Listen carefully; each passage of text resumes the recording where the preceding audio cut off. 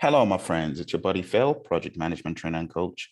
Today, we're going to take a look at the PMBOK Guide 7th edition. And I'm going to be sharing with you certain reasons why I believe you shouldn't dump your previous PMBOK Guide editions, be it the 6th, the 5th, whichever one. The reason is this. The PMBOK Guide 7th edition does not do a good enough job in breaking down the basics of project management.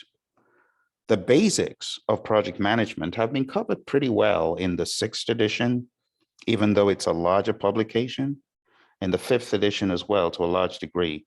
The reason why I often say the 6th edition is one of the best is because of chapter 3 that really goes in on leadership and the role of the project manager.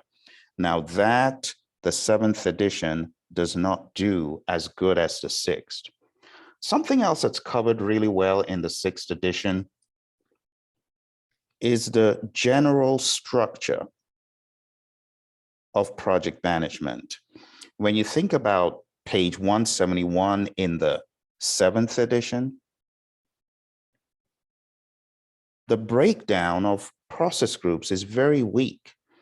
And that's the structure that a lot of beginners need for project management. They need to understand, how do I start a project? What do I do as a project manager? So as opposed to telling them, you behave nicely to your customers, you're a diligent steward, you espouse team, think, instead of those things which come with almost every other job in today's modern world, it is better to give them some structure such as initiating, planning, executing, monitoring and controlling, and closing.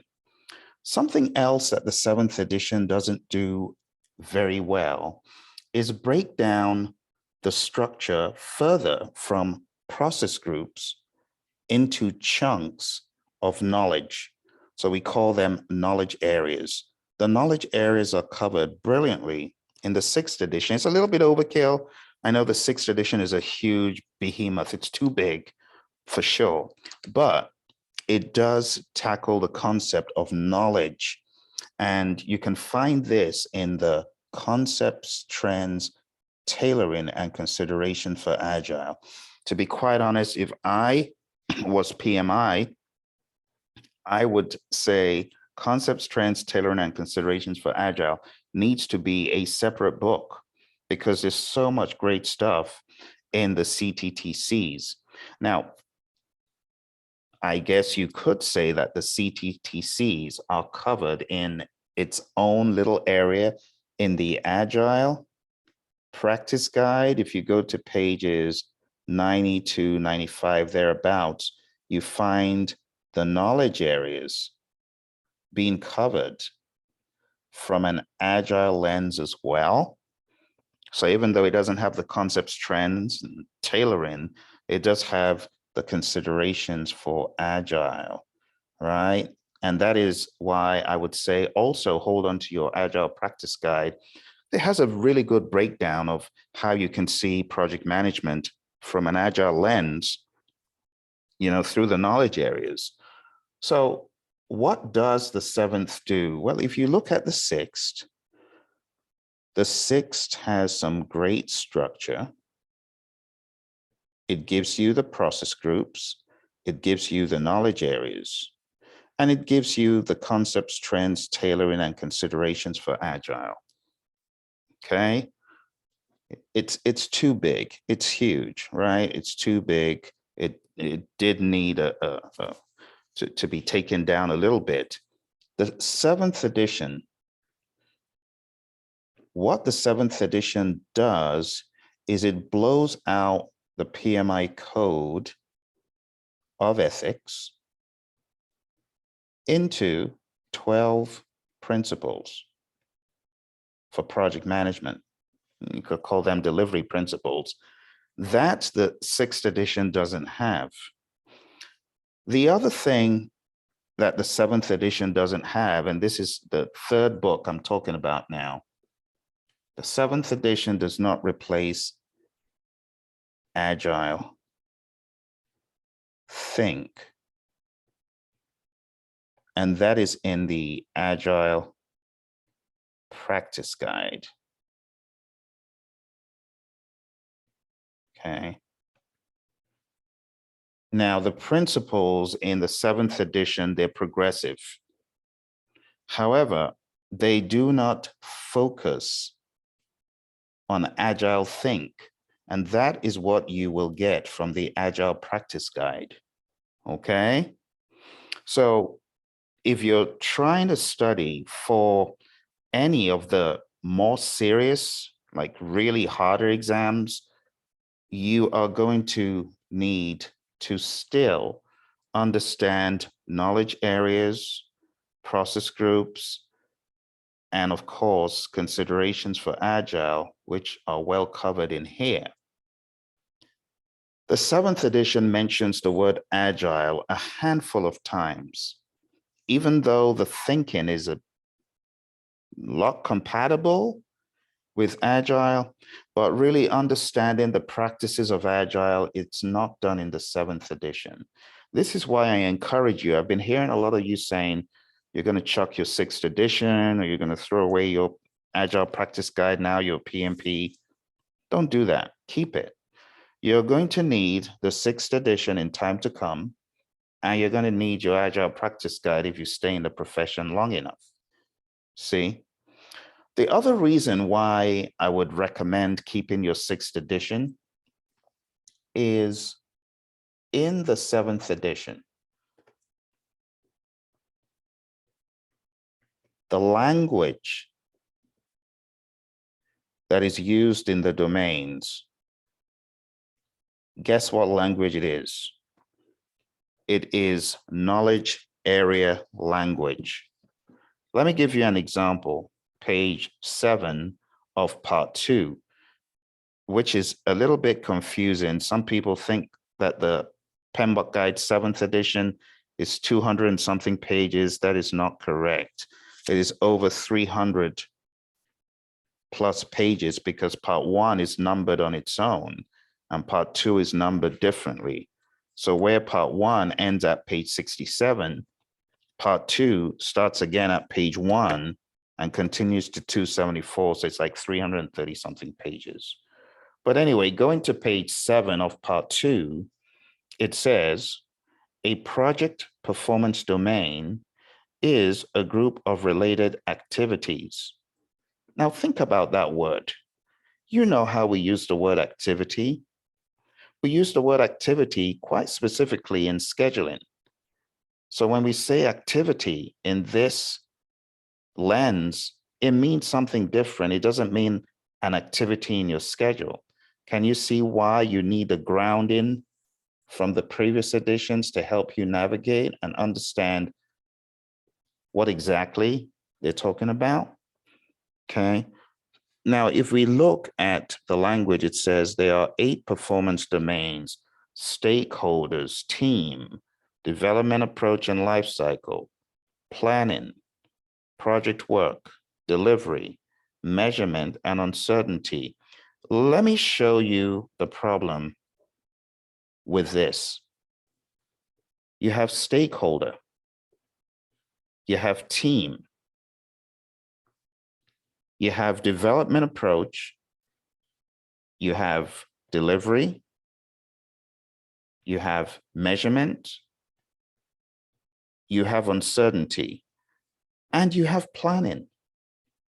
How does that enable a beginner to get this concept of project management when all of these need to be planned anyway? And then you have planning as a separate thing, as if we don't plan all of these, as if we don't execute all of them. Do you get what I'm saying? As if we don't monitor them. If we have domains, we might as well just stick to the convention of process group and knowledge area because it's the same thing, even better, more effective. Do you get what I'm saying? There is absolutely no reason to use domains that are quite laborious to understand because they don't overlap in a clean way. It becomes worse. You know that image in the 6th edition on page 555?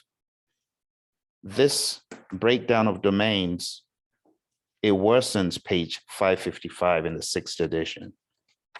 It makes it worse. So these are all reasons, my friends, why I encourage you to not throw away the 6th edition. It's not the greatest publication. I know it's not the best. I quite prefer the Agile Practice Guide.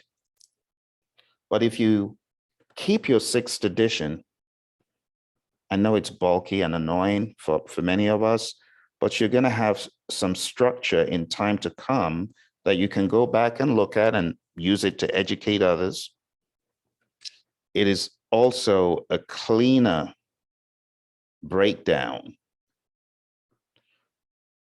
You also have the concepts, trends, tailoring, and considerations for Agile. And as far as the Agile Practice Guide, it has more Agile, practical Agile than the 7th edition. Agile Practice Guide goes deep into concepts of practices that you would carry out on an Agile team, T-shaped skills, broken comb, fishbowl window concept. You know, you have all of the Agile approaches broken down to some degree, you know, like less, Scrum of Scrums, TDD, XP, and the like. The 7th edition doesn't do that for you. I will also point out to you that the 7th edition is quite unwieldy as far as the number of definitions as well. I know people think they're getting away from definitions. No, it's pretty unwieldy as well. You know, we're talking about at least 100 of these definitions that are documented in these tables and the glossary and stuff. So you're not going to get away from these definitions, my friends. You still have to tackle them, okay?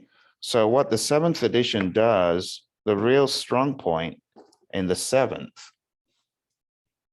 is given some principles, you know, that people in the PMI world can use. To be quite honest, those principles, they ain't going to be used in the world of Agile, mainstream Agile. You know, mainstream Agile is still questioning discipline Agile. Mainstream Agile is still questioning these principles. Are they a substitute or even worth complementing the Agile manifesto? So I'm just being honest, I'm just keeping it real for you. When you talk about the 7th edition, the value it brings to the table is limited. At least the Agile Practice Guide has got the Agile manifesto values and the principles. The Agile Practice Guide has got the continuum of life cycles. Agile Practice Guide shows you the Stacey model. The 7th edition mentions the Stacey model and fails to show it to you. 7th edition mentions something as graphic as the Hersey-Blanchard model, and it doesn't even show you that matrix of it. It mentions the Thomas Kilmann mode instrument, shows you no graphic or image of it. That is inherently hopeless to a visual learner. So I'm telling you this so you don't get carried away thinking everything is in the 7th. It is not. All right.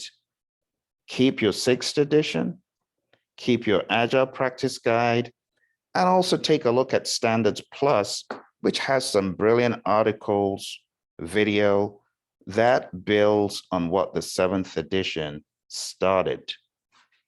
The size of the book, I know it looks very small, but when you boil it down, a lot of the 6th is the second part of the 6th. So if you strip off that second part that no one reads, you have content that is it's bigger than the seventh, but the presentation of it, the ordering of it, I think is a lot better.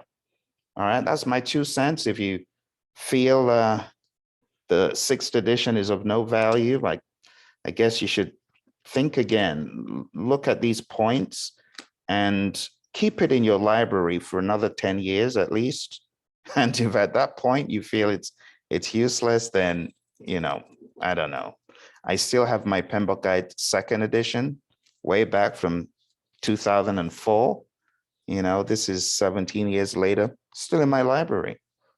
So don't throw away your sixth. It's hard to find the second edition.